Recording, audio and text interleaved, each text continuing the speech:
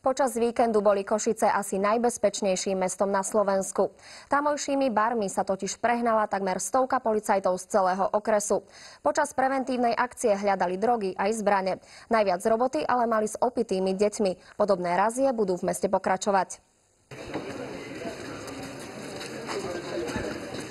1. februárovú noc v Košiciach odštartovala policajná akcia zameraná na extrémizmus, drogy či mladistvých pod vplyvom alkoholu.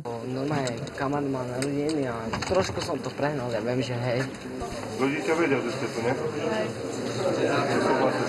Táto akcia bola zameraná na kontrolu reštauráčnych zariadení, nočných podnikov, so zameraním na patranie po osobách, po veciach, po zbraniach. Policajti za noc prekontrolovali viac ako 300 osôb, po niektorých predviedli na policajné oddelenia. Podozrenia na drogy sa síce nenaplnili, zrejme aj kvôli tomu, že chýr o policajnej akcii sa rozšíril po košických podnikoch prirýchlo. Za to mladistvých pod vplyvom alkoholu stále neubúda.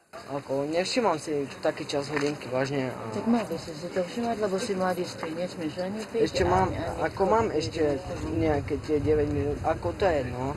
Tieto osoby boli prevedené na príslušný základný útvar, kde boli vyrozumení rodičia a pracovníci odboru sociálnej veci si riešili ďalšie svoje veci. Sme skončili.